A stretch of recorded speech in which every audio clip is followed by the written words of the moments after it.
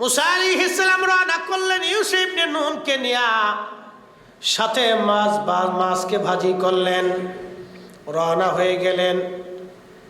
দুই নদীর মিলনস্থান, মস্ত বড় একটা পাথর, এই পাথরে মাথা রেখে মুসা আলাইহিস সালাম ক্লান্তি তার কারণে ঘুমিয়ে পড়লেন।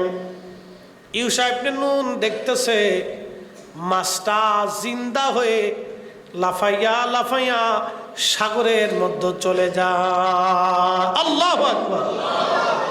আর একটা বর্ণনা আসছে, যেই পাথরে মুসা আলাইহিস সালাম মাথা হেলান দিয়ে ঘুমিয়েছিলেন, ওই পাথরের ভিতরে একটা প্রস্রবণ ছিল, পানির ফোয়ারা।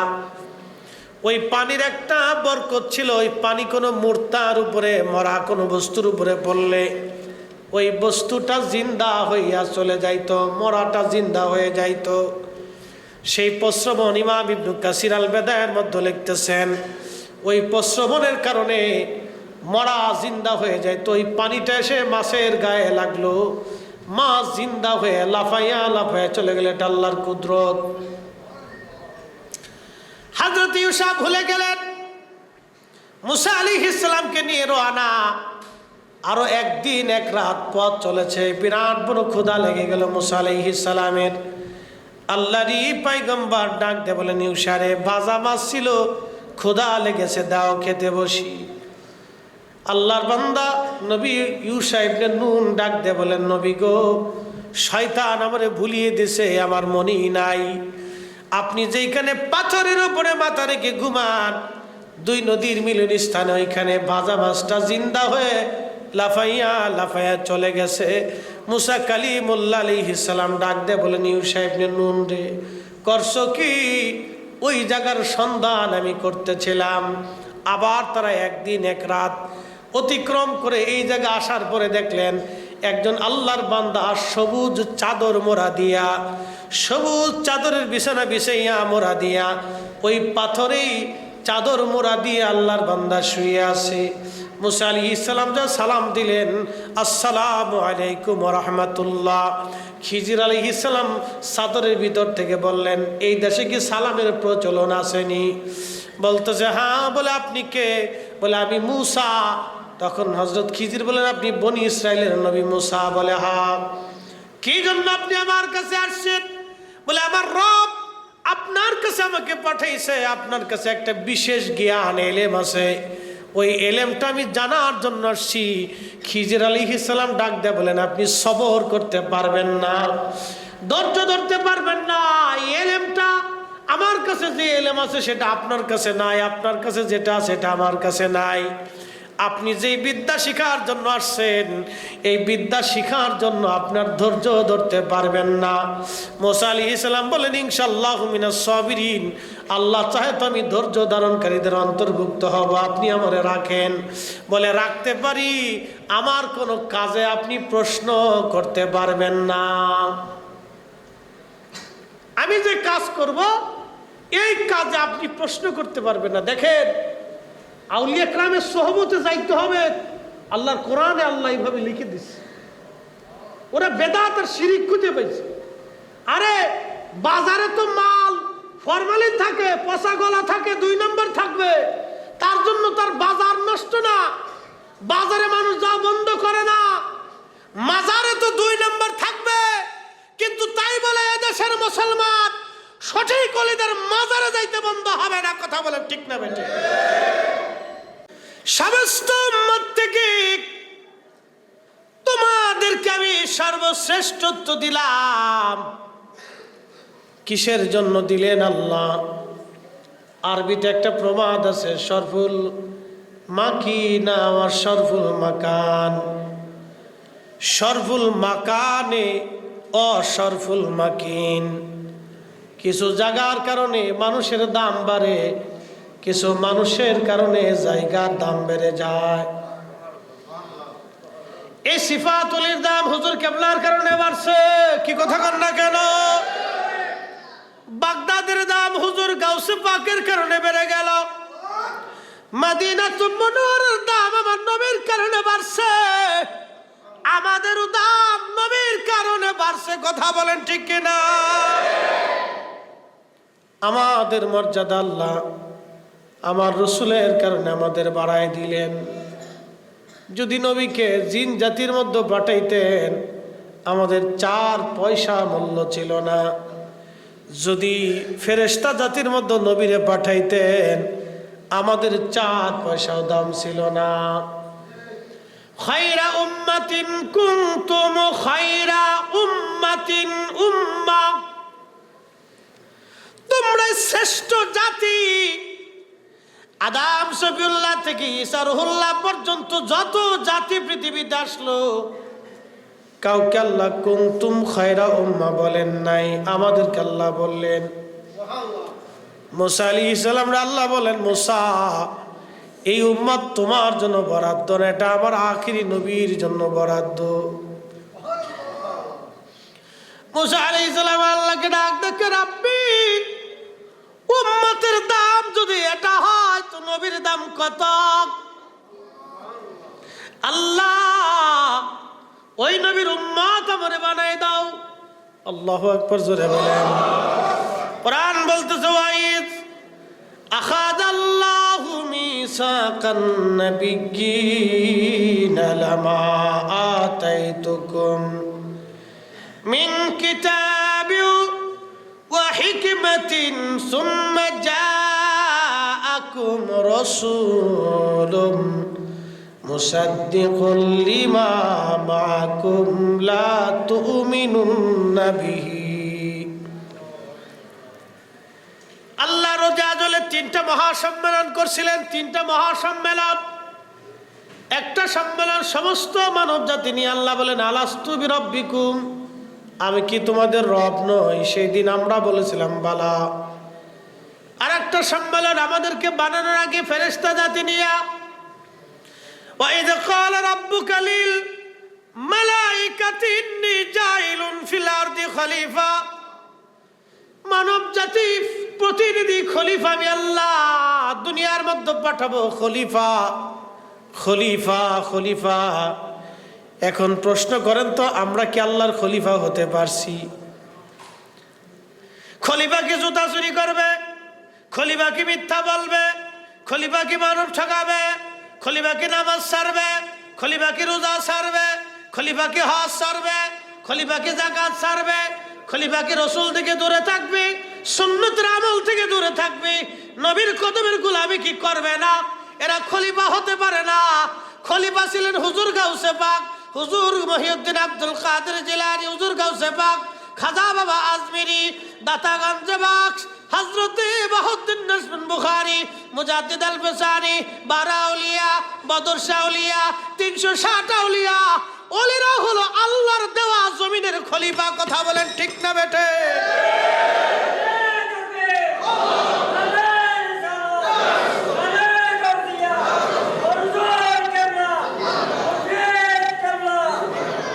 কিন্তু আমরা খলিফা হতে পারি নাই।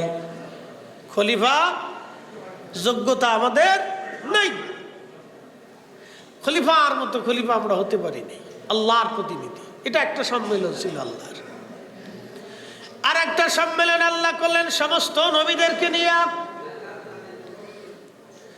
সমস্ত নবীদেরকে নিয়ে আল্লাহর একটা সম্মেলন করলেন। আমার আল্লাহ বললেন, ওয়াইজ হুজুর মনে করেন, স্মরণ করেন সেই দিনের কথা। আখাযাল্লাহু মিসাকান নাবিয়্যিন, আলমে মেসাকের জগতের কথা। নবীজি আলমে মেসাকের জগতের কথা আপনি মনে করেন, স্মরণ করেন সেই দিনের কথা। ইয়া রাসূলুল্লাহি, সেই দিন আপনার উপস্থিতিতে 1,24,000 নবী রাসূল, আমি তখনও তাদেরকে মনোনয়ন দেই নাই।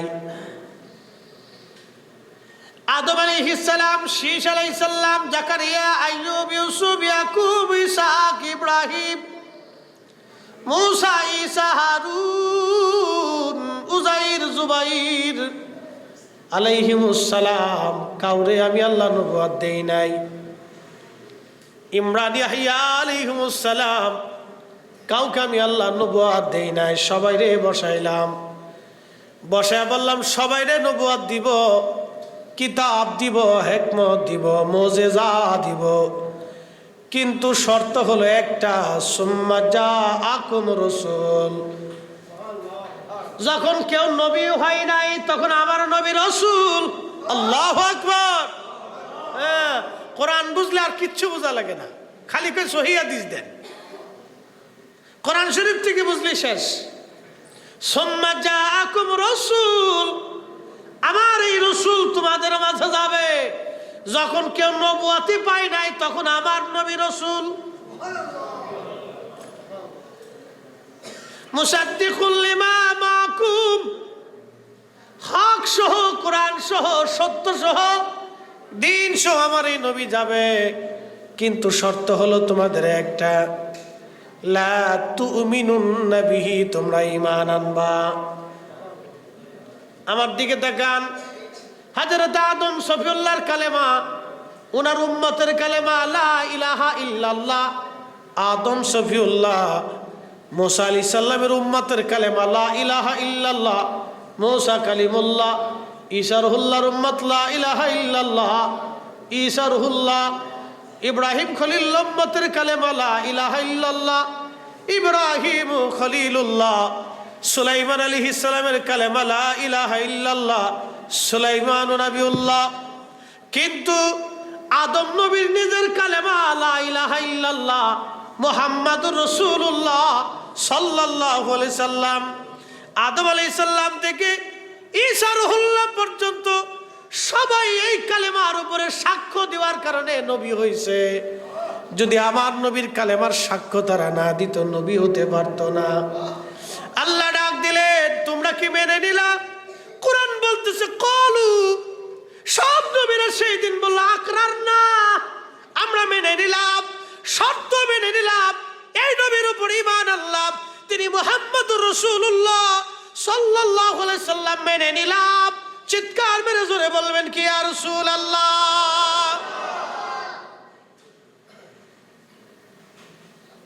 নবীর দাম যদি এটা হয়, উম্মতের দাম 70 গুণ। আর আল্লাহ নবীর দাম কত, তার হিসাব কষা বিরাট বড় মুশকিল। এই 70 গুণ দামের ওলি, আল্লাহর জবান নিঃসৃত বাণী, কোরআন শরীফ আল্লাহ বলতেছেন, ইয়া আইয়ুহাল্লাযীনা আমানুত্তাকুল্লাহ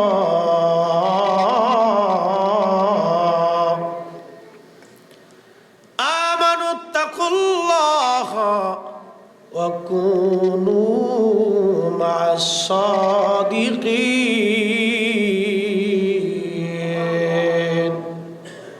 একসাথে বলা যাবে সুবহানাল্লাহ? এই মাইকম্যান, বক্সের সাউন্ডটা আরেকটু বাড়াই দাও। আল্লাহর কোরআন বলতেছে, আমার রব, আমার আল্লাহ বলতেছেন, ইয়া আইয়ুহাল্লাযীনা আমানুত্তাকুল্লাহ, তোমরা আল্লাহকে ভয় করো। শুধু এখানেই না, কাকে ভয় করো? আল্লাহকে। এখন যদি ভয় করতে হয় তাহলে নামাজে দাঁড়াইতে হবে, কারণ নামাজ ছাড়া আল্লাহকে ভয় করার প্রশ্নই আসে না। নামাজে দাঁড়াইতে হবে, নামাজ আল্লাহকে ভয় করার অন্যতম মাধ্যম, তরিকা। নামাজে দাঁড়াইতে হবে, সালাত, যে সালাতে দাঁড়ায় সে আল্লাহকে ভয় করে, যে সালাতে দাঁড়ায় না সে মূলত আল্লাহকে ভয় পায় না। কি কথা কন না কেন? সালাতে দাঁড়াইতে হবে, নামাজ, নামাজে দাঁড়ায় আল্লাহকে ভয়। রোজা হুকুম করলেন ফরজ আমার আল্লাহ, রোজায় দাঁড়ায় রোজা রাখি আল্লাহকে ভয়। সাহেবে নেশাব, মালিকে নেশাব বলে যাকাত দিতে হয়, আল্লাহকে ভয়। সামর্থ্যবান হলে হজে যেতে হয়, আল্লাহকে ভয়। আল্লাহর যত আইন আছে, আল্লাহর যত বিধান আছে, সবগুলি মেনে নিয়ে আল্লাহকে ভয় করা লাগে। এটার নাম ইত্তাকুল্লাহ, আল্লাহকে ভয় করা। এরপরের অংশ আমার আল্লাহ আরো বললেন, আল্লাহ রাব্বুল আলামিন বলেন, ওয়াকুনু মা'আস সাদিকিন, তুমি তো আমারে ভয় করবাই, নামাজ তো পড়বা। অনেকে যুক্তি দেয়, আমি নামাজ পড়বো, পীরের কাছে যাবো কে? নামাজ পড়লাম তো মুরিদ হব কে? আমি তো রোজা রাখি তো মুরিদের দরকার কি? আমি তো হজ করি তো মুরিদের দরকার কি? আমি তো জাকাত দিই তো মুরিদ হওয়ার দরকার কি? আমি তো জিকিরে বসি তো মুরিদের দরকার কি? আমি তো আব্বা আম্মার খেদমত করি তো মুরিদ হওয়ার প্রয়োজন কি? কিন্তু কোরআন বলে না, আল্লাহর কালাম বলতেছে না, ইত্তাকুল্লাহ, তুমি মার খেদমত করবা এটা আমি আল্লাহর ভয়, তুমি রোজা রাখবা এটা আমি আল্লাহর ভয়, যাকাত দিবা আমি আল্লাহর ভয়, নামাজ পড়বা আমি আল্লাহর ভয়, হজ করবা আমি আল্লাহর ভয়, তুমি হালাল খাবা আমি আল্লাহর ভয়, সুদ ছেড়ে দেবা আমি আল্লাহর ভয়, ঘুষ ছেড়ে দেবা আমি আল্লাহর ভয়, অন্যের মাল তুমি হক নষ্ট করবা না এটা আমি আল্লাহর ভয়। কিন্তু এইগুলি তো করবাই, এইগুলি করার পরে তোমার জন্য আরেকটা কাজ হলো ওয়াকুনু মা'আস সাদিকিন, আমার অলির সহবতে যাও, আমার বন্ধুর নিকটে বসো, আমার অলির সহবতে যাও, তার নিকটে বসো, তার সাথে অঙ্গীকার করো। একবার জোরে বলা যাবে কে মারহাবা? আল্লাহরে তো ভয় করবেনি, আবার আল্লাহর অলির সহবতে বসতে হবে। এটা আমাদের নির্দেশনা না, প্রিন্সিপাল হুজুরের নির্দেশনা না, ওটা সাইকুল হাদিস সাহেবের নির্দেশনা না, এটাই সিফাতুলির বিরাট প্রতিষ্ঠান যিনি প্রতিষ্ঠিত করছেন উনার না, এটা হুজুর গাউসে পাকেরও না, ইমাম শাফি হাম্বলির না, এটা আল্লাহর। কার? কার? কোরআনের এক আয়াত মানবেন আর একটা মানবেন না, আর একটার বেলা বেদাতের ফতোয়া দিবেন, শিরিকের ফতোয়া দিবেন। ও সুন্নিরা এগুলো ভালো করেই বুঝি, কথা কোন ঠিক কিনা?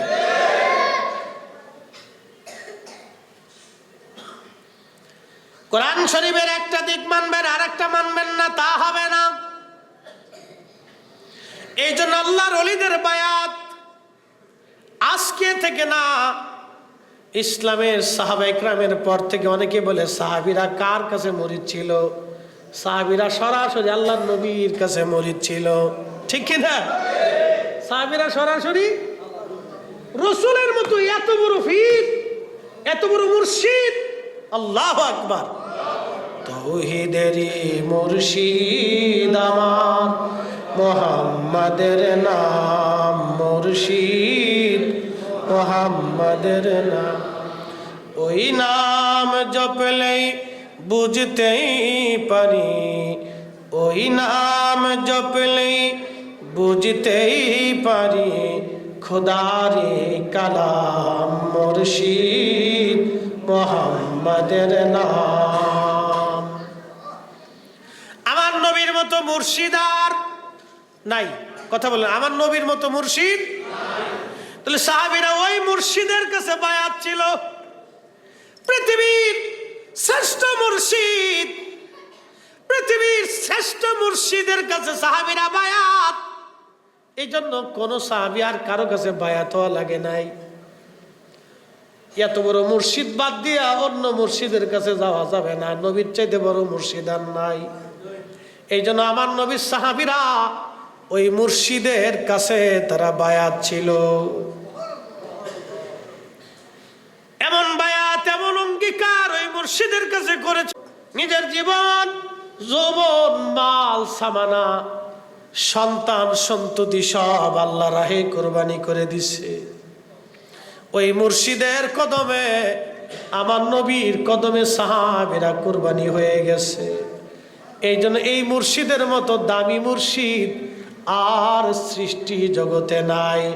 এই জন্য সাহাবীরা সরাসরি নবীর মুরিদ, আর তাবিঈন, তাবে তাবিঈন, এরা ছিলেন তৎকালীন জমানার বিশ্ববিখ্যাত ওলি এবং উলামাদের কাছে মুরিদ। তারা তাদের কাছে বায়াত ছিলেন। বায়াত কি? সিফাতুল কামিল মাদ্রাসায় ভর্তি হওয়ার জন্য একটা রেজুলেশন আছে, ভর্তির ফরম। এই ভর্তির ফরম পূরণ করিয়া তারপরে নিচে শর্তাবলী থাকে, আমি প্রতিষ্ঠানের সমস্ত আইন কানুন নিয়ম নীতি শৃঙ্খলা মানিয়া চলিব, নিচে ছাত্রের সিগনেচার, অভিভাবকের সিগনেচার, আমি প্রতিষ্ঠানের সব কিছু মানিয়া নিয়া নিয়ম শৃঙ্খলা মানি আমার ছেলেরে ভর্তি করাইলাম, মারহাবা বলবেন না? ওই যে ছাত্র সিফাতুল কামিল মাদ্রাসায় ভর্তি হলো, এটাই তার বায়াত, এটাই তার অঙ্গীকার। আর একজন মুর্শিদের কাছে যখন মুরিদ আসে, একজন শাইখের কাছে যখন মুরিদ আসে, একজন অলির কাছে যখন মুরিদ আসে, তখন অলি মুরিদরে বায়াত করায় যে এই শর্তগুলি আল্লাহ এবং তার নবীর তরিকায় চলার জন্য, আল্লাহর আইন নবীর সুন্নতের পথে চলার জন্য অলিদের কাছে সাধারণ মানুষ বায়াত নেয়। কতক্ষণ ঠিক কিনা? তবে বন্ডচন্ড আছে, কি আছে? বন্ডচন্ড আছে। একদল আছে মুরিদ করে কিন্তু নামাজ পড়ে না। ওই আমাদের ওই শরীয়তপুরে একটা আছে, নাম করলাম না, এটা নাম বললেও ঘৃণা করে। ওরা হিন্দু না মুসলমান বোঝা যায় না। একবারে সামনের উপরে যায় আসন বাসন সাজাইয়া কি করে না করে, বেড়া বেড়ি একসাথে, লজ্জা শরম, কুত্তা দেখলে ওদেরকে শরম পায় যে তোরা মানুষ হইলি কে? হ্যাঁ। আর এক দল আছে প্রত্যেক মাজারে মাজারে ওর মোজ দাড়ি কুন্ডা কোন দিকে গেছে ঠিক নাই, গোসলে 1 মাস 6 মাসে নাই, শরীর থেকে দুর্গন্ধ আসতেছে, নামাজ রোজা কিচ্ছু নেই, খালি গাঁজা খাবে। তো গাঁজা যদি তোর এত খাওয়া লাগে, তুই লালনের মাজারে যা, শাহপরানের মাজারে যাস কেন, শাহ মুস্তফার মাজারে যাস কেন? তোর গাঁজা মাজা খাওয়ার যদি এত দরকার হয়, তাহলে কেন তুই ওই ঢাকা শহরের সেই গোলাপ শাহর মাজার বেশি নিস? তুই লালনের মাজারে চলে যা, কারণ ওখানে ওপেন গাঁজা খাইলেও কেউ ধরবে না, নিষেধ করবে না। লালন নিজে গাঁজা খাইছে, ওর ভক্তবিন্দুদেরকে গাঁজা শিখাই দিয়ে গেছে। শাহপরান জীবনে গাঁজা খাই নাই, গাঁজার জন্য আসে নাই, দিন প্রতিষ্ঠিত করার জন্য এসেছিলেন। কথা বলে ঠিক কিনা? আমরা সুন্নিরা এই সমস্ত মাজার পূজা শিরিক বেদাতের সাথে আমাদের কোনো সম্পর্ক নাই, কোনো সম্পর্ক নাই। মানুষ আমাদেরকে ট্যাগ করে, আমরা বলি মাজার পূজারি।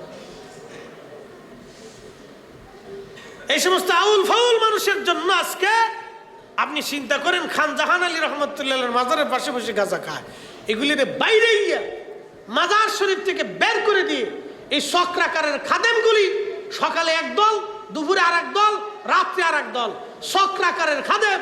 এরা টাকা পয়সা নিয়ে বাড়ি গাড়ি করে একটা মাদ্রাসা বানায় না, এতিমখানা বানায় না, মিলাদুন নবীর মাহফিল দেয় না, তারপরে আপনার এই শহাদা কারবালা মাহফিল দেবে না, এ সুন্নি কোনো মাদ্রাসা করবে না, সম্মেলন করবে না। এই সমস্ত খাদেম খুদ্দামরা মাজারে কেন্দ্র করে নিয়ে এলাকার প্রভাবশালী লোকেরা এই উরুসের নাম দিয়ে মহিলা পুরুষ আইনা গান বাজনা করে, গাঁজা মাজা বেচে কোটি কোটি টাকা তারা ব্যবসায় সিন্ডিকেট করে টাকা পয়সা ধান্দা করে। আমরা ওলিদের মাজার দিয়ে এই সমস্ত ব্যবসা বন্ধ করতে হবে। কথা বলেন ঠিক কিনা? আমরা সুন্নিয়তের সাথে এগুলির কোনো সম্পর্ক অবশ্যই না, সুন্নিয়ত না দিন, কোনো কিছুর সাথে এদের সম্পর্ক নাই। ওদের গাজার ব্যবসার দায়ভার আমরা নিতে যাবো কেন? মাজার শরীফে যে মাথা নিচু করে সে একবারে সেজদা দিয়ে পড়ে রয়েছে, উঠে না, ওটার দায়ভার আমি নিতে যাবো কেন? ওরা ব্যবসা করে বাড়ি গাড়ি বানাইতেছে, এটার দায়ভার আমি কেন নিতে যাব? আল্লাহর ওলিরা এসেছিলেন, জানেন মাজার যারা ভাঙতেছে এটা তো অন্যায়। মাজার পরিষ্কার করতে হবে। মাথায় উকুন পড়লে মাথা কাটা যায় না, জুব্বায় ময়লা লাগলে জুব্বা কেটে ফেলতে হয় না, এটা পরিষ্কার করতে হয়। কি কথা ঠিক কিনা? এই যে খান জাহান আলী রহমতুল্লাহের মাজার, শাহপরানের মাজার, শাহ আলী বুগদাদির মাজার, কামরুদ্দিন রুমির মাজার, মাহিসরের মাজার, আল্লাহু আকবার, শত শত বছর আগে তারা এসেছিলেন। তাদের মাজার থেকে সিন্ডিকেট ব্যবসায়ীদেরকে সরাইয়া এখানে সুন্নি আলেমদেরকে দিয়া এখানে মাদ্রাসা, এতিমখানা প্রতিষ্ঠিত করতে হবে। কথা বলেন ঠিক না বেটে? এগুলি প্রয়োজন। তারা আসছিলেন এই জমিনে মানুষ দিয়ে আল্লাহর নবীর, আল্লাহ তার রসুলের গোলামি শেখানোর জন্য। আচ্ছা আপনারা বলেন, কোন ওলি আহলে সুন্নাত ওয়াল জামাত ছাড়া আছে? একসাথে বলেন, একসাথে বলেন, আছে? কোন ওলির আকীদা কি কোনো বদ আকীদা ছিল? আহলে সুন্নাত ওয়াল জামাতের আকীদার বাহিরে ছিল? আহলে সুন্নাত ওয়াল জামাতের আকীদা ছাড়া কোনো মা ওলির জন্ম দিতে পারে নাই। কোন মা ওলির জন্ম দিতে পারে না, কিয়ামত পর্যন্ত কোনো মা পারবে না। কথা কোন ঠিক কিনা? কোনো মা পারবে না।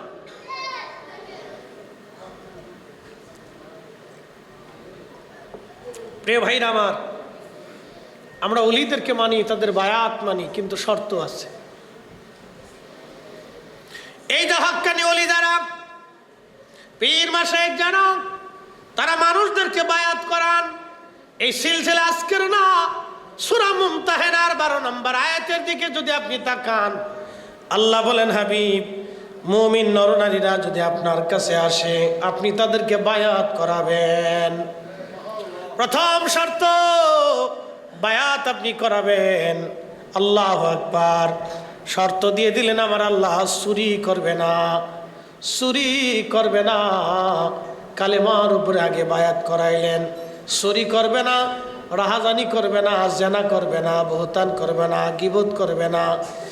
এরকম শর্ত দিয়ে আল্লাহ রাব্বুল আলামিন তার হাবিবকে বলেন, হাবিব আপনি বায়াত করান। এই আয়াতের তাফসীর আসছে, হযরত ওমর বলতেন, মহিলারা পর্দার আড়ালে থাকতো, পাহাড়ের পাদদেশে আল্লাহর নবী মহিলাদেরকে হাত উঁচা করে বায়াত করাইতেন। পুরুষরা সামনে থাকতো, নবীজি তাদেরকে বায়াত করাইতেন। একসাথে জোরে বলবেন কি মারহাবা। এই বায়াতের ধারা কিয়ামত পর্যন্ত চলতে থাকবে। ওলি আল্লাহদের মাধ্যমে এই বায়াতের ধারা এখনো চলমান। আল্লাহর ওলিদের মজলিসে যখন আপনি বসবেন, তখন দেখবেন ওলি যারা আছেন তারা বায়াত করাইয়া আপনার জিকিরের সবক দিবে, নামাজের সবক দিবে। কথা কোন ঠিক কিনা? আর ভণ্ড যেগুলি, এগুলোকে নামাজ লাগে না, জীবনে একবার পড়লেই চলে। আছে একদল সেজদা মসজিদে দিবেন কে? কালকে একটার কথা শুনতেছি, শোনার পরে শরীরের পশম দাঁড়িয়ে গেছে।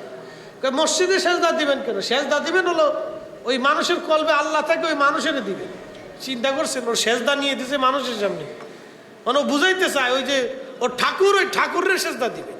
শয়তান কোথাকার, পীরের ঠাকুর বানায় ফেলছে একবারে। আরে পীর তো সম্মানের বস্তু, সম্মানীয় ব্যক্তি, তাকে তো আমরা তাজিম করবো, সম্মান করব, কিন্তু সেজদা না। কি কথা কর না কেন? পীরকে তো সেজদা দেব না আমরা, সেজদার মালিক তো আল্লাহ। কি কথা কর না? সেজদার মালিক কে? সেজদার মালিক কে? আল্লাহ হচ্ছে সেজদার মালিক। আমরা পীর মাশায়েখদের হাতে পায়ে চুমা দিতে পারি, কদমবুসি করতে পারি, ঠিক কি না? কদমবুসি করার বিধান আছে, কদমবুসি করার বিধান আছে, কিন্তু সেজদা আল্লাহর জন্য। প্রিয় ভাইরা আমার, আল্লাহর কোরআন বলতেছে তোমরা তাদের কাছে বসো, তাদের সোহবতে যাও। জুনাইদ বাগদাদি রাহমাতুল্লাহ আলাইহির খেদমতে এক মুরিদ দৌড়ে আসছে। মুরিদ এসে বলতেছে, হুজুর, কোরআন শরীফের একটা আয়াতের সারমর্ম আমার বুঝে আসতেছে না, দয়া করে বলেন। বলতেছে, বাবা কি সারমর্ম বলেন। আল্লাহর বান্দা বলতেছে, হুজুর, আল্লাহর কোরআনে বললো, ইয়া আইয়ুহাল্লাযীনা আমানুত্তাকুল্লাহ, তোমরা আল্লাহকে ভয় করো। আমি তো নামাজ, রোজা, জিকির, ফিকির, ইবাদত দিয়ে আল্লাহকে ভয় করলাম, কিন্তু তারপরে আল্লাহ বলেন অকুনু মা'আস সাদিকিন। আল্লাহ কেন সাদিকদের কাছে যেতে বললেন? আল্লাহ কেন তার ওলির কাছে যেতে বললেন? কারণ কি? জুনাইদ বাগদাদি রাহমাতুল্লাহ আলাইহির মুরিদ পাশে বসে বসে হুজুরকে প্রশ্ন করলেন। পিছনে দাঁড়ায় খাদেম বাতাস দিতেছিলেন। বাতাস যখন দেয়, তখন আল্লাহর ওলি ডাক দিয়ে বলতেছে, বাবারে, তোমার গায়ে কি পাখার বাতাস লাগে? খাদেম ডাক দিয়ে বলল, মুরিদ ডাক দিয়ে বলল, হুজুর, হ্যাঁ, পাখার বাতাস আমার গায়েও লাগে। বলে, বাবা কি জন্য পাখার বাতাস লাগে? বলে, হুজুর, আপনার খাদেম আপনার পিছনে দাঁড়ায় দাঁড়ায় পাখা দিয়ে বাতাস দেয়, এই বাতাস আমার গায়ে লাগে, আপনার গায়ে লাগার পরেও আমার গায়ে লাগে। বলে, বাবারে কি জন্য তোমার গায়ে লাগে? বলে, আমি আপনার সোহবতে বসছি, সেই জন্য পাখার বাতাসও লাগে। বলে, বাবারে, কোরআনের সে আয়াতকে তুমি পড়ো না? ইন্না রাহমাতাল্লাহি কারীবুম মিনাল মুহসিনিন।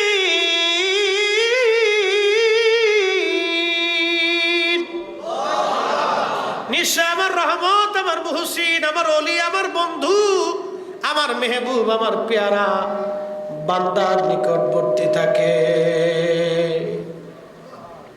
জুনায়েদ বাগদাদী রাহমাতুল্লাহ আলাইহি বলেন, বাবারে, আমার পাশে বসার জন্য আমার খাদেমের বাতাস তোমার গায়েও লাগে।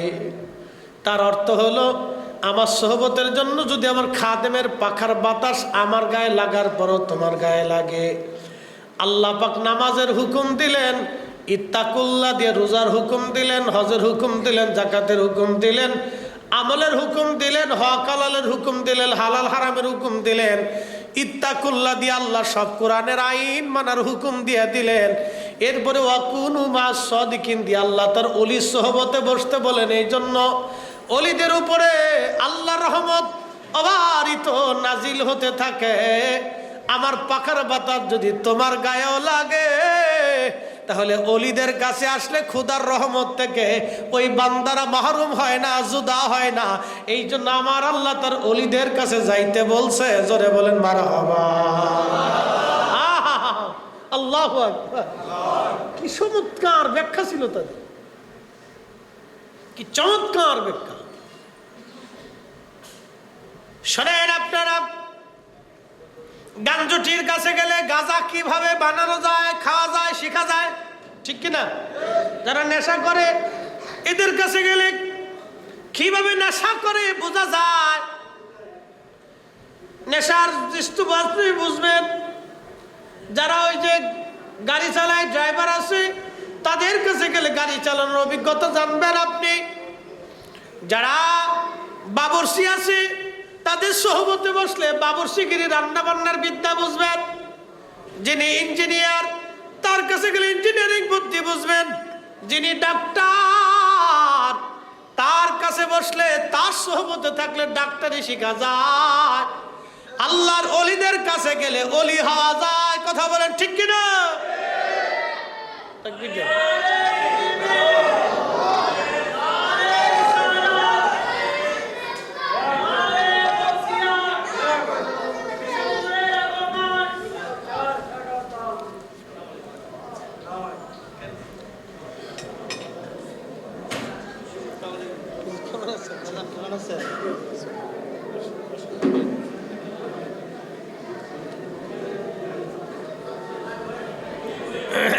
বসি আমরা। সালাতুন ইয়া রাসূলুল্লাহ আলাইকুম, সালাতুন ইয়া রাসূলুল্লাহ আলাইকুম, সালামুন ইয়া। খবর লো ইয়া রাসূলুল্লাহ, খবর লো मेरे मौला मेरे आका, खबर लो। सलातुन या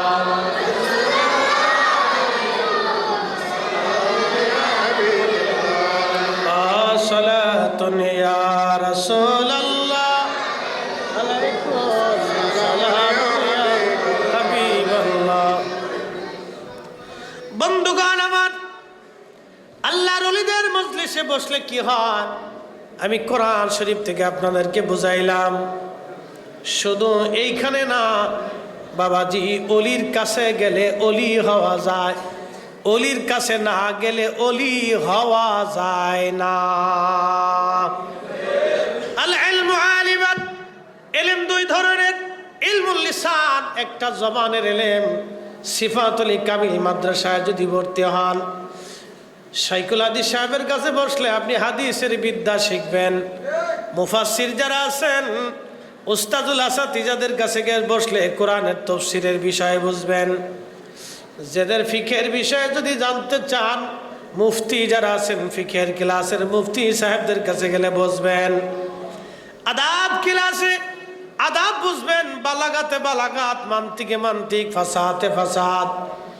এরপরে যতগুলি বিদ্যা আছে, নাহু সরফ থেকে শুরু করে সব বিদ্যা এক একজন টিচারের কাছে গেলে বুঝবেন।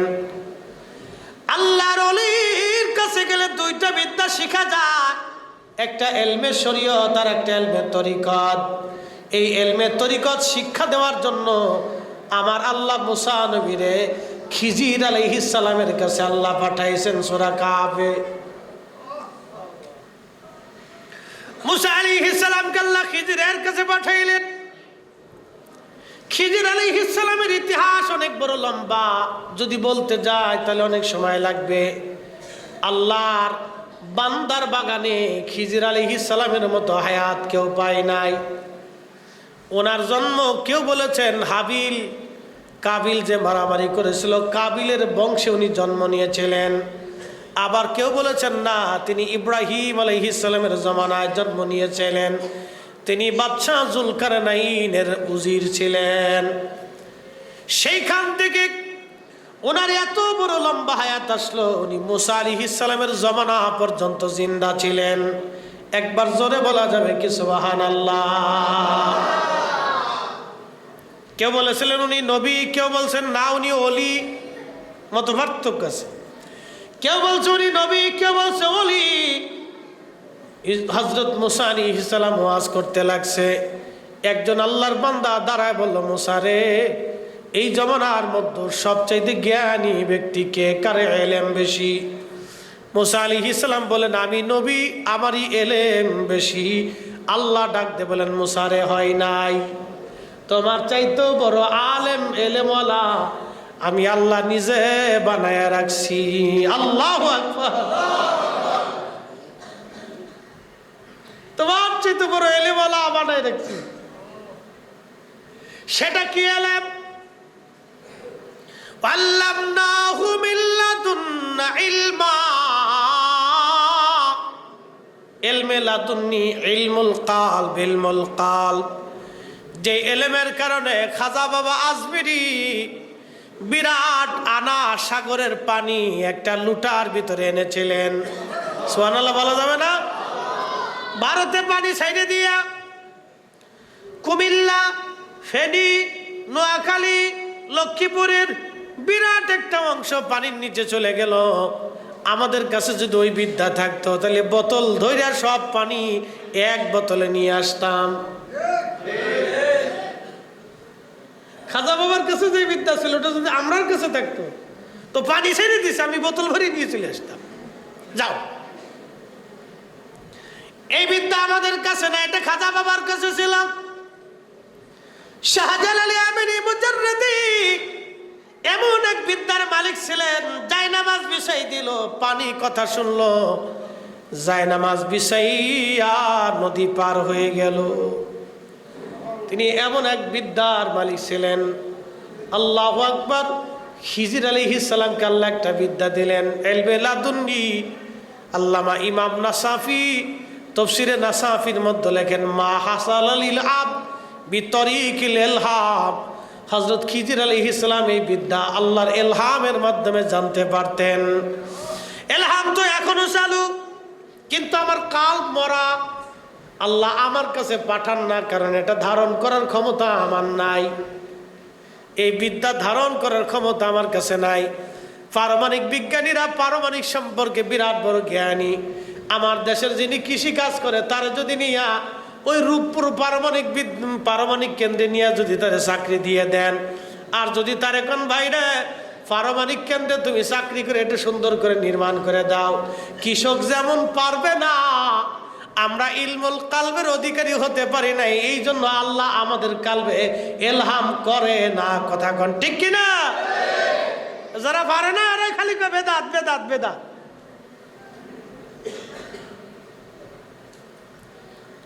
খুবই মনোযোগ দেন। সিফাতুল ইবাসি, আল্লাহর ওলির মুহিব্বিনেরা ভালো করে শুনে যান। আল্লাহর পেয়ারার মেহব্বিনেরা ভালো করে বুঝে যান। আমার বিষয়টা আজকে তরিকতের উপরে, এই জন্য এই বিষয়ের উপরে আমি আলোচনা করতেছি। ইলমুল কালব। মুসা আলাইহিস সালাম আল্লাহকে বলেন, রাব্বি, কোথায় গেলে তারে পাবো? মুসা আলাইহিস সালামকে আল্লাহ বলেন, মুসা, তুমি মাছরে ভাজি করে নিবা। যেখানে তোমার মাছ যাইয়া লাফায়া লাফায়া নদীর মধ্যে চলে যাবে, দুই নদীর মিলন স্থান, এইখানে গেলেই তুমি তারে পাবা। এমন একটা সাগর, এক সাগরের পানি আর এক সাগরে যায় না, একটা ঘোলা আর একটা পরিষ্কার। পরিষ্কার পানি ঘোলার মধ্যে যায় না, ঘোলার পানি পরিষ্কারের মধ্যে যায় না। সেই সাগর ওইভাবে এখনো আছে, এখনো চলতেছে, কিয়ামত পর্যন্ত চলবে। সাগরও আল্লাহর আইন মানে, একমাত্র মানুষ আল্লাহর আইন মানে না। চাঁদে আল্লাহর আইন মানে, জমিন আল্লাহর আইন মানে, বাতাস আল্লাহর আইন মানে, সূর্য আল্লাহর আইন মানে, আবহাওয়া আল্লাহর আইন মানে, একমাত্র মানুষ আল্লাহর আইন মানে না। আমরাই শুধু আল্লাহকে ওভারটেক করি, ডাইভার্ট করি, আল্লাহর আইনকে উপেক্ষা করি।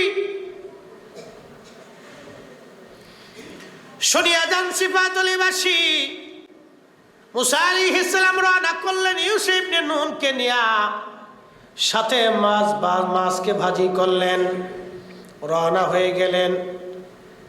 দুই নদীর মিলনস্থান, মস্ত বড় একটা পাথর, এই পাথরে মাথা রেখে মুসা আলাইহিস সালাম ক্লান্তি তার কারণে ঘুমিয়ে পড়লেন।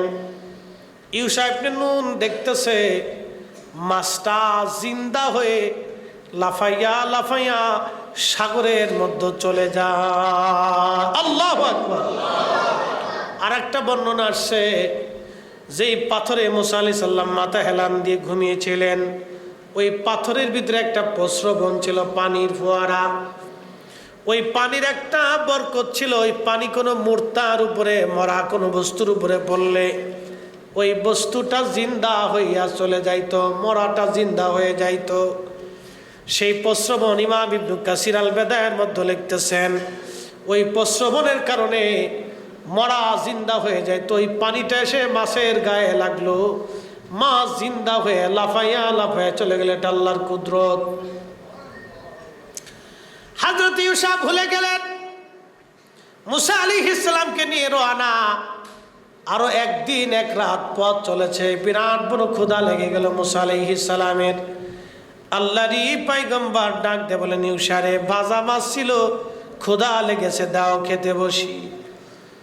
আল্লাহর বান্দা নবী ইউসুফ ইবনে নুন ডাক দিয়ে বলেন, নবী গো, শয়তান আমারে ভুলিয়ে দিছে, আমার মনেই নাই।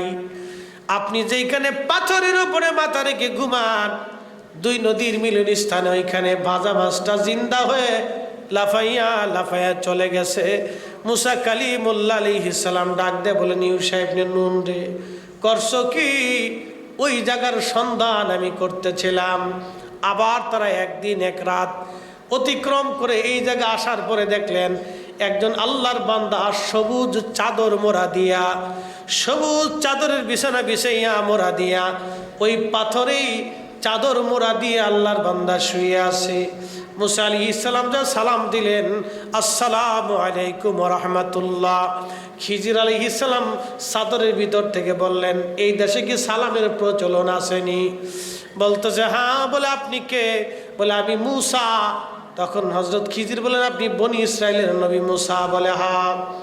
কি জন্য আপনি আমার কাছে আসছেন? বলে আমার রব আপনার কাছে আমাকে পাঠাইছে, আপনার কাছে একটা বিশেষ জ্ঞান এলেম আছে, ওই এলেমটা আমি জানার জন্য আসছি। খিজির আলাইহিস সালাম ডাক দেয়া বলেন, আপনি সবর করতে পারবেন না, ধৈর্য ধরতে পারবেন না। এলেমটা আমার কাছে যে এলেম আছে সেটা আপনার কাছে নাই, আপনার কাছে যেটা সেটা আমার কাছে নাই। আপনি যেই বিদ্যা শিখার জন্য আসছেন, এই বিদ্যা শিখার জন্য আপনার ধৈর্য ধরতে পারবেন না। মুসা আলাইহিস সালাম বলেন, ইনশাআল্লাহু মিনাস সাবিরিন, আল্লাহ চাহে তো আমি ধৈর্য ধারণকারীদের অন্তর্ভুক্ত হব, আপনি আমারে রাখেন। বলে রাখতে পারি, আমার কোনো কাজে আপনি প্রশ্ন করতে পারবেন না।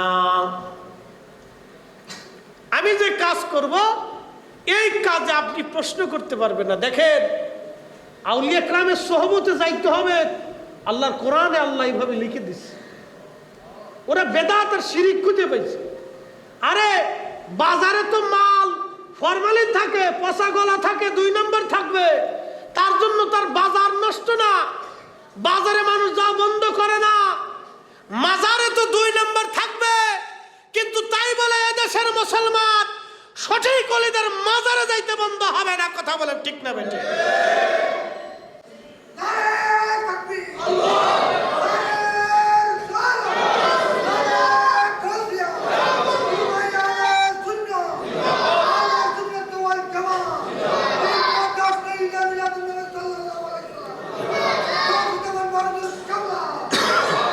খুব মনোযোগ দিয়ে বাজারে 2 নম্বর মাল আছে, দোকানদারও আছে 2 নম্বর। সব দোকানদার 1 নম্বর তা কিন্তু না, মাল 1 নম্বর সপ্তাহ না, 2 নম্বর 3 নম্বরও আছে।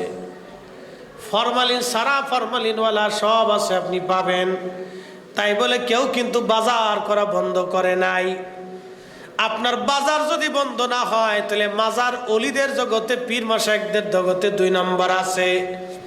তাহলে আমরা কেন আল্লাহ পাইতে 2 নম্বরের ভয়ে 1 নম্বর অলিদের থেকে দূরে থাকব? আমাদের জীবন থাকতে আমরা অলিদের থেকে জুদা হব না। কথা বলেন ঠিক না বেঠিক? আমরা অলি থেকে কেন জুদা হব? বেঁচে কুচে যাব। যেখানে হক আছে, সুন্নিয়ত আছে, ঈমান আছে, রাসূল প্রেম আছে, নবীর গোলামি আছে, আমরা সেখানে আছি। কথা ঠিক কি না? আমরা সেখানে থাকি। কোরআন সুন্নাহর বাহিরে প্রশ্নই আসে না। কোরআন সুন্নাহর বাহিরে প্রশ্নই আসে না। আমি সেখানে কেন যাব? কোরআন সুন্নাহর বাহিরে যেটা বুঝতে হবে ওখানে ফরমালিন আছে। কি আছে? ফরমালিন আছে। আর কোরআন সুন্নাহ যেটা, এটা ফরমালিন মুক্ত, বেজাল মুক্ত। আপনাকে মানতে হবে। তো 2 নম্বরের ভয় আমি তো বাজার বন্ধ করি নেই, খাবার বন্ধ করি নেই। খালি ফতোয়া আসে এখানে, পীরের কাছে গেলে শিরিক শিরিক শিরিক, খালি শিরিকের ফতোয়া। আজ পর্যন্ত বাজারে তো কেউ আগুন দিল না যে বাজারে 2 নম্বরে মাল বেচে আগুন দিয়ে পুরাই দে, তা দেয় নাই। ব্যাংকে সুদের কারবারি হয়, কেউ ব্যাংক পুরাই নাই। দেশে বহুত পতিতালয় আছে, ওটা পুরায় না। কারণ পতিতলে পুরাইতে হলে তো যারা পুরাইতে যাবে পতিতলের মেয়ে যে কটা আছে তাদের বিয়ে করতে হবে, তাদের জায়গা দিতে হবে, তাদের খাবারের ব্যবস্থা করতে হবে, কর্মসংস্থানের ব্যবস্থা করতে হবে। তার জন্য তাদেরকে একবারে তাদের স্ত্রী বানিয়ে ঘরে নিয়ে আসতে হবে। এই জায়গায় নাই, খালি যত ফতোয়া এই পীর ওলিদের কাছে আসলে খালি শিরিক শিরিক শিরিক শিরিক করে খালি চিৎকার করে, চিৎকার করতেছে। আমরাও তো জানি বাজারে 2 নম্বর মাল আছে, আমরাও জানি পীরের বাজারে 2 নম্বরও আছে। এগুলো থাকবেই, আগেও ছিল, খালি এখন আছে তা না, আগেও ছিল, আগেও ছিল এগুলি। কিন্তু এগুলি বেশি করছে আমাদেরকে যেখানে কোরআন আছে, সুন্নাহ আছে, আহলে সুন্নাত ওয়াল জামাতের একই আকীদা আছে, আমাকে সেখানে যাইতে হবে। কথা কোন ঠিক কিনা? আর হেতেকের ভিতরে পীর আছে, কিন্তু নবী নূর মানে না। কি কথা কন না?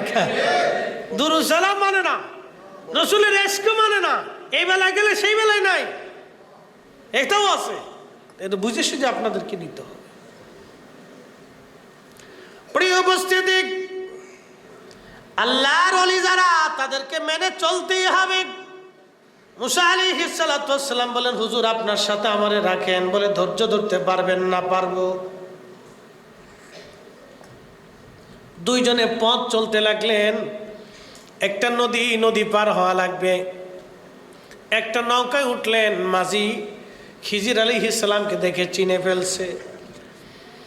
নদী পার করার পরে যাত্রীদেরকে নামাইয়া খিজির আলাইহিস সালাম বলেন, একটা কোরাল আনো। কোরাল এনে নৌকার মাঝখান থেকে গলই কেটে নৌকা ফুটা করে কোরাল দিয়ে কুবাইয়া নৌকা ভাঙ্গিয়া খিজির আলাইহিস সালাম নৌকা ডুবাইয়ে দিলেন। কিন্তু মাঝি পয়সা নেয় নাই, মাঝি পয়সা নেয় নাই। মুসা আলাইহিস সালাম পয়সা দিতে গেলেন। খিজির আলাইহিস সালাম মাঝি ডাক ডাকা, হুজুর আপনাদের কাছ থেকে পয়সা নেব না, আপনারে আমি ভালো করেই চিনি, আপনি খিজির আল্লাহর ওলি। কেউ বলেছেন নবী আপনি আল্লাহর পেয়ারা বান্দা, আপনার কাছ থেকে কোনো পয়সা নেব না। একবার জোরে বলবেন কি মারহাবা। পীর মাশায়েখদেরকে আগে থেকে মানুষ ভালোবাসে, আল্লাহর ওলিদেরকে আগে থেকে মানুষ ভালোবাসে। এই ভালোবাসার দলিল ফতোয়া দিয়ে বন্ধ করতে পারবে না। কি কথা ঠিক কিনা? এই ভালোবাসা ফতোয়া দিয়ে বন্ধ করতে পারবে না, কারণ এটি ভালোবাসা আমি দিইনি, উনি দিছেন, আসমানওয়ালা দিছে। আসমানওয়ালা বলছেন, যখন কোনো বান্দা আমারে খুশি করে তখন আমি তামাম মাখলুকরে তার দিকে ঝুঁকাই দিই। আসতে হয়ে গেল না সুবহানাল্লাহ? মাখলুকরে তার দিকে কি করি? ঝুঁকায়া দেই, ঝুঁকায়া দেই। তখন এই মাখলুকগুলি তার দিকে ঝুঁকে যায়, অটোমেটিক মানুষ ঝুঁকে যায়। দলিল দিয়ে ঝুঁকার লাগে না, জোর করে ঝুঁকার লাগে না, এমনি ঝুঁকে যায়। তো খিজির আলাইহিস সালাম নৌকা ডুবাই দেওয়ার পরে মুসা আলাইহিস সালাম বলতেছে, হুজুর একটা কাজ করলেন, এই বেটা গরিব মানুষ, আপনি তো নৌকাটারে আমরা ফিরি ফিরি পার করে দিল, তারপরে আপনি নৌকাটা ডুবাই দিলেন, এটা কাজ হলো? খিজির আলাইহিস সালাম বলতেছে, হুজুর আপনার না শর্ত ছিল আমারে কোনো প্রশ্ন করতে পারবেন না, আপনি তো প্রশ্ন করে ফেলছেন, এখন থাকতে পারবেন না। হুজুর এইবারের জন্য আমারে রাখেন, আপনি রাগ করেন না। হযরত মুসা আলাইহিস সালাম খিজির আলাইহিস সালামকে মানায় নিলেন, দুইজন আবার রওনা। বহু দূর যাওয়ার পরে দেখতেছে একটা ছোট্ট বাচ্চা, সুন্দর দেখা যায়, খেলাধুলা করে। খিজির আলাইহিস সালাম তারে ডাক দিয়ে বলেন, বাবা ছোট্ট এদিকে আসো বালক। ছোট্ট বালকটা আসার পরে খিজির আলাইহিস সালাম তারে শুয়াইয়া পার মধ্য চাপা দিয়ে ধরে তার ঘেঁটি মুচড়ায় ভেঙে ফেললেন। কোন বর্ণনা আসছে ছুরি দিয়ে তার গলা কেটে ফেললেন। বলেন তো, একটা নিষ্পাপ বাচ্চাকে যদি এইভাবে মারা হয় আপনি যেমন মানবেন না। মুসা আলাইহিস সালাতু ওয়াস সালাম চেতে গেলেন, বলে হুজুর করলেন কি? একটা ছোট্ট বাচ্চা কোন অপরাধ করে নাই, নিষ্পাপ, এই বাচ্চাটাকে আপনি এইভাবে মেরে ফেললেন, সেটা কেমন হলো? খিজির আলাইহিস সালাম বলেন, হুজুর প্রশ্ন ছিল, শর্ত ছিল, প্রশ্ন করতে পারবেন না, আপনি প্রশ্ন করেছেন আর থাকতে পারবেন না। বলে হুজুর এইবারের জন্য রাখেন, আবার যদি প্রশ্ন করি তাহলে আপনার থেকে জুদা করে দিয়েন। ঠিক আছে তো? বলে হ্যাঁ ওয়াদা করলাম। আবার যদি প্রশ্ন করি আমাকে ছেড়ে দিবেন। আবার দুইজন রওনা, এক কারিয়ার মধ্যে গেলেন। 3 দিন না খাওয়া, ক্ষুধার্ত তারা। সারা গ্রাম ভরে ঘুরে বলেন, 2টা রুটি দাও, আমরা ক্ষুধার্ত মুসাফির। সারা গ্রামের একজন মানুষও খাবার দেয় নাই। কি পাথর দিল গ্রামের মানুষ, দেখছেন? সারা গ্রাম ঘুরছে, একটা গ্রামের এক পরিবারও 2জনকে 2টা রুটি দিল না। এমন কঠোর আত্মার মানুষ ছিল তারা,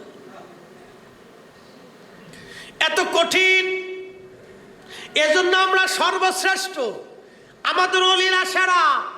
সব অলি থেকে 70 গুণের মর্যাদা আমাদের অলিদের বেশি, সব অলিদের থেকে 70 গুণ পার আমার এই নবীর অলিদের বেশি। একসাথে বলবেন আল্লাহু আকবার। তা আমরা অলিদের কাছে যাবো না তো যাবো কার কাছে? সোরের কাছে, শয়তানের কাছে, লুচ্চের কাছে, মসজিদের কাছে?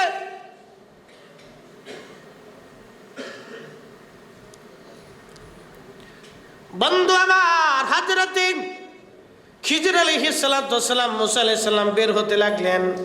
দেখতেছে একটা দেওয়াল ভেঙে ভেঙে যায়, একটা বাড়ির দেওয়াল ভেঙে ভেঙে যায়। মুসা আলাইহিস সালামকে খিজির আলাইহিস সালাম বললেন, হুজুর আসেন দেওয়ালটা ভালো করে নির্মাণ করে দেই। পাথর এনে, মাটি এনে, পানি এনে সুন্দর করে সারাদিন তারা নির্মাণ করছে, বিরাট কষ্ট হয়েছে। সন্ধ্যাবেলা মুসা আলাইহিস সালাম ডাক দেখে, হুজুর একটা কাজ হইল, এই গ্রামের একটা মানুষ আপনার একটাও রুটি দিল না, আপনি বের হওয়ার সময় গ্রামের মানুষের দেওয়াল নির্মাণ করে দিলেন, একটা কি কাজ হলো? বিরাট ক্ষুধা লাগছে। এজন্য তাসাউফের পথে ধৈর্য লাগে, ধৈর্য লাগে, ধৈর্য লাগে।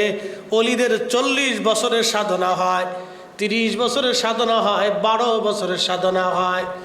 কামিল পাস করার জন্য একটা ছেলে কত বছর দেখেন, ক্লাস 1 থেকে শুরু করে একবারে কামিল পর্যন্ত তার 20 থেকে 22 বছর পার হয়ে যায়।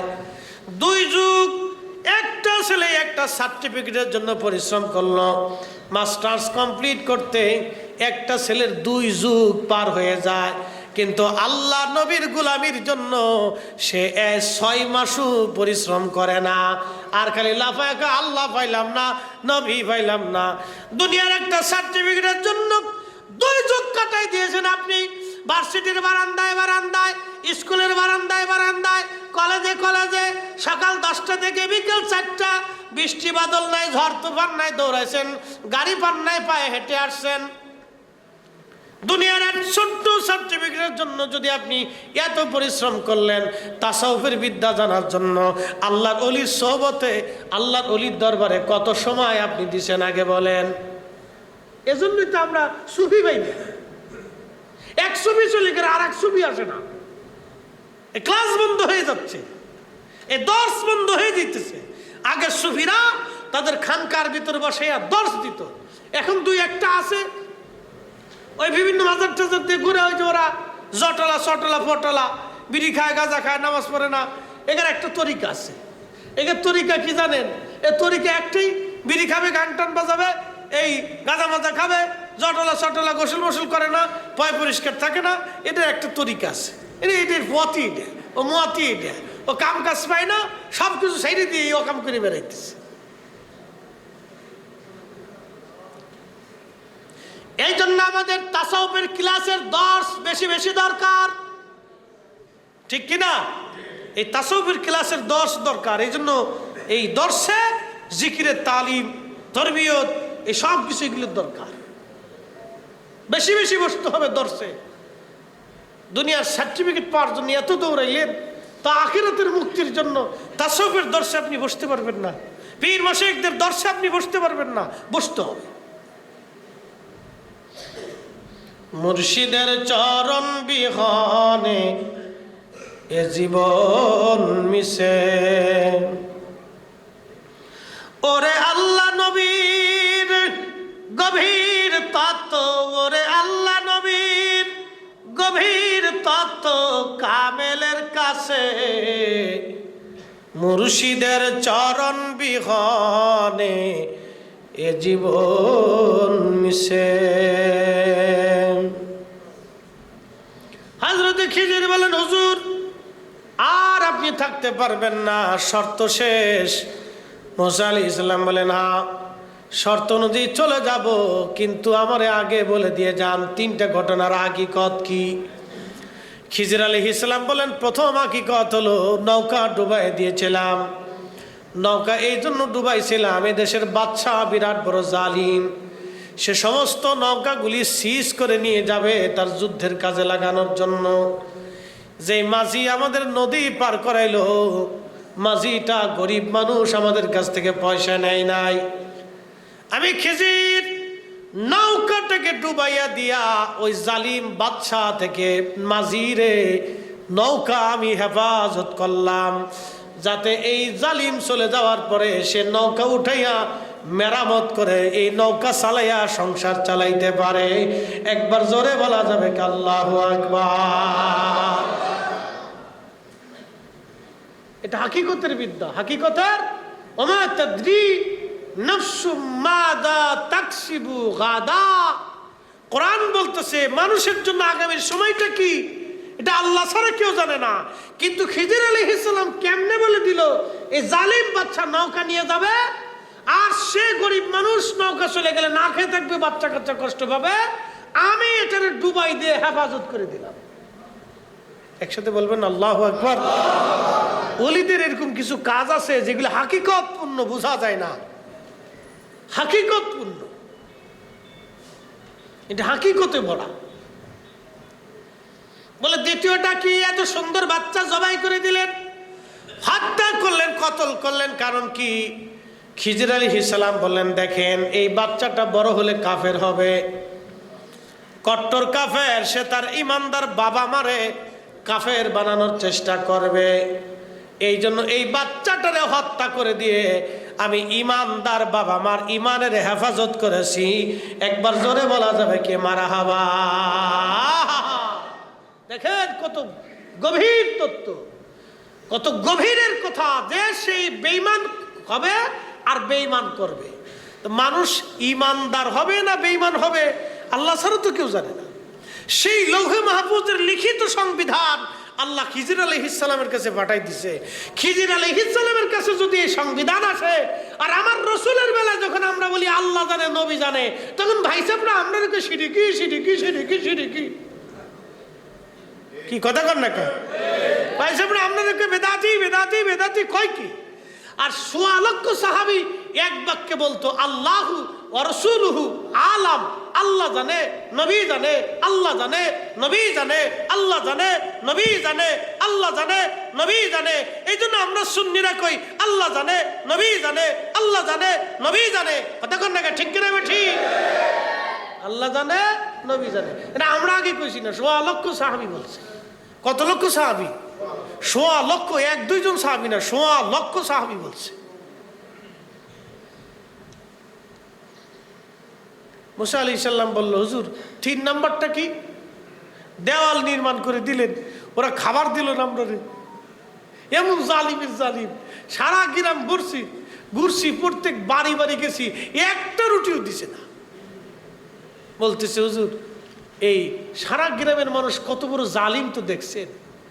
এই যে দেওয়ালটা নির্মাণ করছি, এটা দুটো এতিম বাচ্চার দেওয়াল।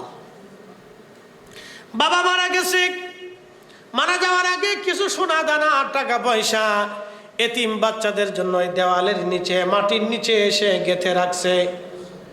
যদি দেওয়ালটা ভেঙে যায় তাহলে এলাকার মানুষ কত বড় কঠিন হৃদয়ের, যারা আমাদেরকেও খাবার দেয় নাই, একটা রুটি দেয় নাই, তারা যদি জানে এই দেওয়ালের নিচে এতিম বাচ্চার সম্পদ লুকানো আছে, ওরা সব নিয়ে যাবে, এতিমদেরকে কিছুই দেবে না। এই জন্য দেওয়াল পুনরায় নির্মাণ করে দিয়ে আমি এতিম বাচ্চাদের হক রক্ষা করেছি। একবার জোরে বলা যাবে কে মারহাবা? এটার নাম আল্লামনাহু। কোরআন বলছে আল্লামনাহু মিল্লাদুন্না ইলমা, আমি ইলমে লাদুন্নি দিয়েছিলাম, এক বিশেষ এলেম, বিশেষ এলেম। আরে বিশেষ এলেম যদি খিজির আলাইহিস সালামকে দেওয়া হয়, আমার নবীর উপরে ঈমান আনার কারণে খিজির এলেমের অধিকারী হয়েছে, আমার রসুলের এলেমের কোনো তুলনা হতে পারে না। কথা বলে ঠিক না বেটে? আমার রসুলের এলেমের তুলনা হতে পারে না। শোনেন, আল্লাহ তার রসুলকে এই এলেমটা শিক্ষা দেওয়ার জন্য নবীকে আল্লাহ দুনিয়াতে পাঠিয়েছে। কোরআন একা আল্লাহ আল্লামনাহু, আল্লাহ পাক কোরআনে বলতেছেন কামা আরসালনা ফীকুম রাসূলাম মিনকুম ইয়াতলু আলাইকুম আয়াতিনা। আমার আয়াতসমূহ উম্মতকে বিধানাবলী এর হাকিকত মারিফত আপনি নবী জানাবেন। ওয়ায়ুযাক্কিকুম, উম্মতকে পবিত্র বানাবেন। ওয়ায়ুযাক্কিকুম ওয়ায়ুআল্লিমুকুমুল কিতাবা ওয়াল হিকমা, আপনি উম্মতকে কিতাব শিখাবেন, হিকমত শিখাবেন, কোরআনের আইন শিখাবেন, সুন্নাহ শিখাবেন এবং কিতাব আপনি শিখাবেন। ওয়ায়ুআল্লিমুকুম মা লাম তাকুনু তা'লামুন, নবী গো আপনি উম্মতকে এমন বিদ্যা শিখাবেন যেই বিদ্যা আপনার উম্মত জানতো না, যেই বিদ্যা আপনার উম্মত জানতো না সেটা আপনি শিখাবেন। এই যে আনা সাগরের পানি একটা লোটার ভিতরে আনা যায়, বিদ্যা পৃথিবীর কোনো বিজ্ঞানীর কাছে নাই, এটা খাজা বাবা আজমিরির কাছে ছিল। এই বিদ্যা মদিনা হইয়া আল্লাহর ওলিদের মাধ্যম দিয়া খাজা বাবা আজমিরির কাছে আসছিল। কথা কন না কেন? ঠিক কিনা? ওই আল্লিমুকুম মা লাম তাকুনু তা'লামুন, উম্মত যেটা জানে না, যেই বিদ্যা সে বুঝে না, জানে না, এটা শিক্ষা দিবে না। আল্লাহর নবী শুধু শরীয়তের ইলম শিক্ষা দেন নাই, ইলমের তরিকাত শিক্ষা দিয়ে, হাকিকত শিক্ষা দিয়ে। এই জন্য জমিনে অসংখ্য ওলি আসছেন, সুফি সাধকরা আসছেন, তারা এসে মানুষদেরকে হাকিকত শিক্ষা দিয়ে গেছেন, এই কারামত দেখিয়ে দিয়ে গেছে। মুহতারাম উপস্থিতি, আল্লাহর কোরআন শরীফ থেকে এগুলি স্বীকৃত। এখন কেউ যদি অস্বীকার করে, এটা ওনার সাবজেক্ট। কোরআনের এক অংশ মানবেন আর এক অংশ মানবেন না, তাহলে তো মুসলমান হওয়া গেল না। কথা ঠিক কিনা? কোরআনে কি শুধু জিহাদের আয়াত আসছে, রাজনীতির আয়াত আসছে? এগুলিও আসছে। আল্লাহর নবী শুধু যুদ্ধ করেন নাই, জিহাদও করছেন, আবার এই দর্শও দিয়েছেন। হযরতে আবু হুরায়রা রাদিয়াল্লাহু আনহু বুখারী শরীফের কিতাবুল ইলমের ভিতরে আসছে, আবু হুরায়রা রাদিয়াল্লাহু আনহু বলতেন, সাহাবীরা, নবীর উম্মত, আমি আমার রাসূলের কাছ থেকে দুই ধরনের বিদ্যা শিখেছি। এক বিদ্যা আমি তোমাদেরকে মানুষের মাঝে প্রচার করি, শোনাই, আর আরেকটা বিদ্যা আছে, এটা যদি বলি তাহলে তোমরা আমার গলা কেটে ফেলবা। আরেকটা বিদ্যা আছে, এটা যদি বলি তো তোমরা আমাকে গলা কেটে ফেলবা, মেরে ফেলে দেবা। কে এইটা কোন পাগল আসছে দেশে? ইলমে জাহির, ইলমে বাতিন। তো ইলমে জাহির ও বাতিনের পরিপূর্ণতা শেখার জন্য আপনাকে তাসাউফের পথে আসতে হবে, ওলির বায়াত নিতে হবে, বুঝে সুঝে নিতে হবে। আবার গান জুটি ফান জুটি ফাল্লায় বুঝেন না, কিন্তু বুঝে সুঝে নিতে হবে। আপনাকে বুঝে সুঝে এরকম কামিল দেখা, আল্লাহওয়ালা দেখা, কোরআন সুন্নাহর এই রূপে রূপান্তরিত হওয়া দেখা আপনারা তাদের কাছ থেকে বায়াত নেবেন এবং বসবেন তাদের মহব্বতে, তাদের সুলুকে, তাদের পথে আপনার জীবনকে আল্লাহ কুরবানি করার তৌফিক নসিব করুন। সকলে বলেন আমিন। এই জন্য অলিদের দরকার, বিরাট দরকার। অলি ছাড়া এ জমিন কখনোই ছিল না। কিয়ামত পর্যন্ত অলি শূন্য হবে না, অলি থাকবেই কিয়ামত পর্যন্ত, এটা মনে রাখবেন। যে যত ফতোয়া মারুক কাজ হবে না। কেউ যদি মনে করে আহলে সুন্নাত ওয়াল জামাতের ধাক্কা দিলেই বঙ্গোপসাগরে চলে যাবে, পদ্মা নদীতে চলে যাবে, না, আহলে সুন্নাত ধাক্কা দিলেই পদ্মা নদীতে যাবে না। এদেশে যত সুন্নি দরবার আছে, যে দেশে যত সুন্নি মাদ্রাসা আছে, এদেশে যত সুন্নি দরবার আছে, সব দরবার যদি এক কাতারে চলে আসে তাহলে গগন বিদারী বিরাট বড় মিছিল, শুধু মিছিল হবে না, ঢাকা শহরে মানুষ জায়গা দেওয়ার জায়গা হবে না। কথা বলেন ঠিক না?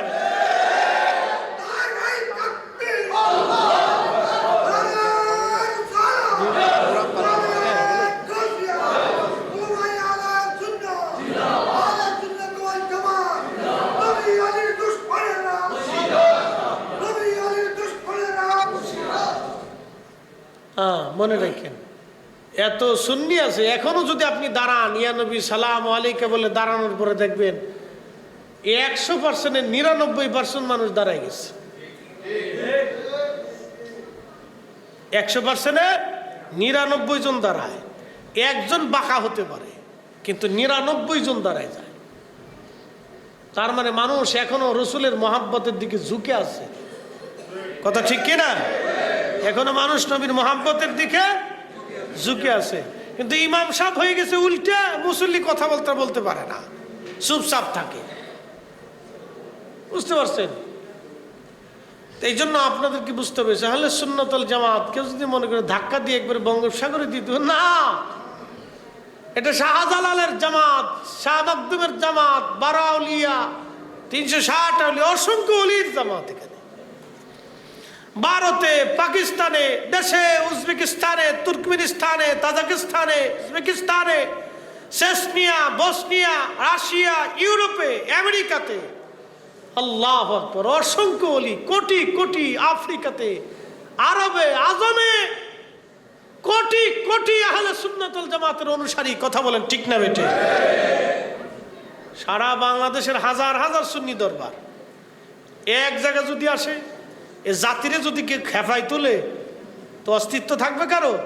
হ্যাঁ, বাংলাদেশে এত বুলেটও নাই যে গুলি করে মেরে ফেলবে। কি কথা কর না কেন? বাংলাদেশের সেনাবাহিনীর একটা বুলেটও নাই যে গুলি করে মেরে ফেলবে। যদি বাংলাদেশের হাজার হাজার পীর মাশায়েখরা একত্রিত হয়ে রাস্তায় নামে, বাংলাদেশের সেনাবাহিনীর এত বুলেটও নাই।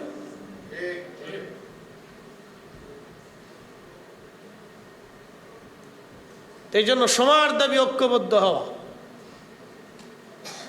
আল্লাহ আমাদের সকলকে বোঝার তৌফিক দিক। সকলে বলে না আমি। তবে সুন্নিরা, তরিকতপন্থীরা উগ্র না। আমরা দাঙ্গা হাঙ্গামা, মারামারি, কাটাকাটি, বিশৃঙ্খলা, অশান্তি এগুলি তো আমরা পছন্দ।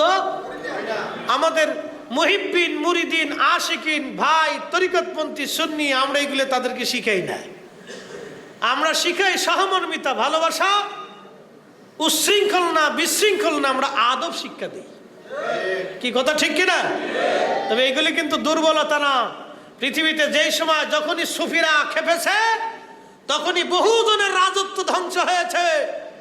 আরে ভারতের সোমনাথ মন্দির পর্যন্ত তারা ধরে রাখতে পারে নাই এক আবুল হাসান খেরকানির জুব্বার বদৌলতে। আল্লাহু আকবার বলবেন না? সুফিরা খেপলে উপায় নাই, ঘটনা বলেই দিয়ে যাই, যেহেতু আসছে কষ্ট হইতেছে না আপনাদের, আর লম্বা করবো না, অনেক রাত হয়ে গেছে। মোহতারাম, আল্লাহ আমাদেরকে এই সুফিদের পথে চলার তৌফিক দিক বলে না। আমি যুগে যুগে যত ইতিহাস দেখবেন, রাজা বাদশাদের, সম্রাট আকবর পর্যন্ত অস্তিত্ব ছিল না। মুজাদ্দিদ আল ফিসানির খেপাইয়া ধরেন ধরেন ধরেন ধরেন, চেয়ার ভেঙে গেছে, ধরেন। সালাতুন ইয়া রাসূলুল্লাহ সালামুন ইয়া হাবিব, আরেকটা দেন। সালাতুন ইয়া রাসূলুল্লাহ আলাইকুম সালামুন ইয়া, আমার দিকে তাকান। মুজাদ্দিদ আল ফিসানি, আমার দিকে তাকান, বাচ্চারা আমার দিকে তাকান। মুজাদ্দিদ আল ফিসানি সিরহিন্দির খেপাইয়া সম্রাট আকবরের মুঘল বাদশাহী শেষ হয়ে গেছে। একসাথে বলবেন না আল্লাহু আকবার। শাহজালাল আমিনের খেপাইয়া গোরগোবিন্দ দেশ থেকে পালাইছে, কতক্ষণ নাকি, ঠিক কিনা? সুফিদেরকে যদি কেউ খেপায়, আহলে সুন্নাত ওয়াল জামাতের পীর মাশায়েখদেরকে খেপাইলে বাংলাদেশে তাদের দমানোর মতো কেউ নাই, কথা বলেন ঠিক কিনা? তেমন এক জামাত, এদেরকে খেপাইলে বাংলাদেশে না সারা পৃথিবীতে এদেরকে দমানোর কেউ নাই। সোমনাথ মন্দির ধরে রাখতে পারে নাই, ভারতের সমস্ত হিন্দু বাহিনী এক হয়ে যুদ্ধ করে সোমনাথ মন্দির ধরে রাখতে পারে নাই। আবুল হাসান খেরকানি রে খেপাইয়া এক জুব্বা দিয়ে হয়ে গেছে সারা। একসাথে বলবেন আল্লাহু আকবার। এটা এমন এক জামাত, তবে এরা সহজে খেপে না। ধৈর্য হারা হয়ে গেলে যারা খেপাবে তাদের অস্তিত্ব থাকবে, পিঠের চামড়া থাকবে, সালা ভরেও থাকতে পারবে না। আল্লাহ আমাদেরকে আহলে সুন্নাত ওয়াল জামাতের প্রতি কবুল করুক, সকলে বলে না। কথা বাড়াবো না, বহুদূর কালকে জুলুস আছে, অনেক ঝামেলা। আমারও জুলুসে থাকতে হবে ভৈরবে, দূরত্ব অনেক, সেখান থেকে সাইডা আবার মৌলভীবাজার মাহফিল আছে। দোয়া করবেন ইনশাআল্লাহ, দূরের উপরে আছি। আল্লাহ সর্বক্ষেত্রে, রাস্তাতে, পথে নিরাপত্তার চাদরে আল্লাহ সুন্নি প্রত্যেক আলেম পীর মাশায়েখদেরকে আবৃত করে রাখো। বাংলাদেশের যে সরকার যে সময় আসে, তারা সে সময় তাদের শান্তিপ্রিয়ভাবে সমান অধিকার দিয়ে, সমান মর্যাদা দিয়ে তারা দেশ চালাক। আমরা তাতে কোনো কষ্ট নাই আমাদের, কথা কোন ঠিক কিনা? আগে যে ছিল